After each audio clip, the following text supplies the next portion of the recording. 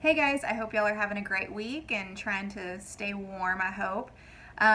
Just as a background of these videos that I text you guys out, I just send them to the realtors that I communicate with, just the ones that I talk to on a regular basis. I don't send them out to random realtors that I don't know or even our clients or anybody like that. So it's just for you guys only.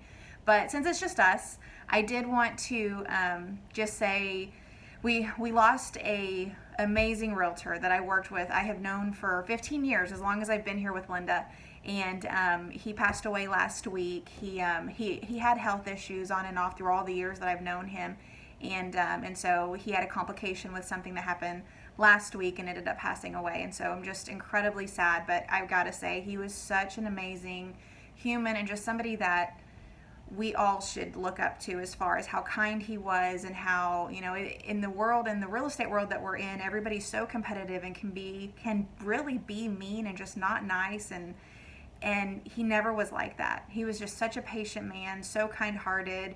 Always, what I loved is the last couple times that I got to talk to him, he had just had two baby girls. Both of his daughters had their babies, and he was so excited to tell me about the babies or show me pictures when I'd see them or whatever. And I told his daughter this weekend that the last couple of times all he could do was brag about the baby girls, and he was so excited that that I'm pregnant and having a baby girl as well. And so it was fun to share that with him and just to see the happiness in a grandpa's heart and the love. And I'm so glad that he was able to see his first grandbabies alive and well and happy, and he was able to meet them.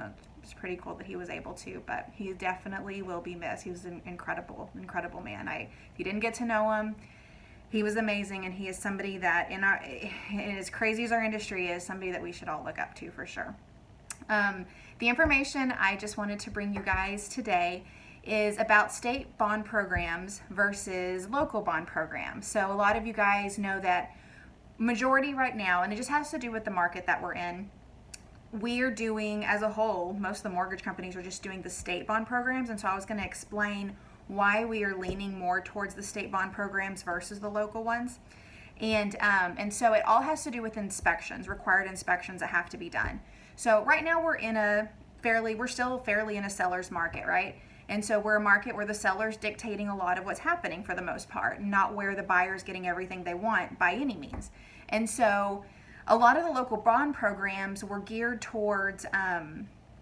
been geared towards making sure that the houses are perfect before the cities release the funds, whether it's 10,000 or 5,000 or whatever, because you'll see bond programs for the city of Grand Prairie or city of Garland or UpCap, that's County of Dallas or whatever, and those are what I refer to as the local ones.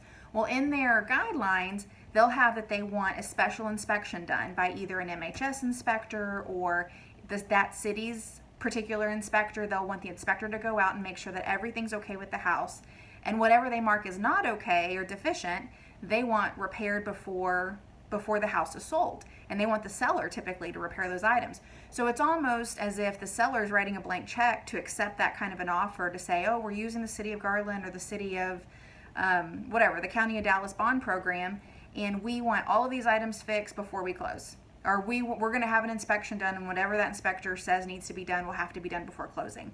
Now, if a seller is looking at that offer and then looking at an offer where there's not a special inspection that's going to be done requiring them to do stuff, they're going to take the one without the special inspection requiring them to do stuff, right?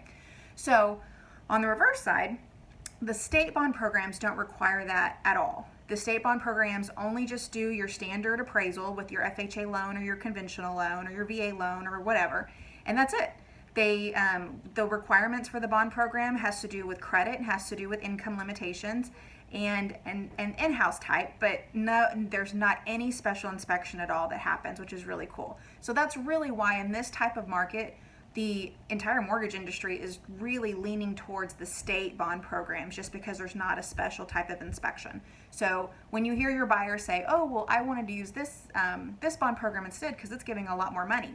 Yes, it's giving a lot more money, and yes, you may qualify for it, but the reality of it is that you may end up in a catch-22 going in circles over and over and over because a seller doesn't really want to accept your offer because of all of the repairs that would have to potentially be done.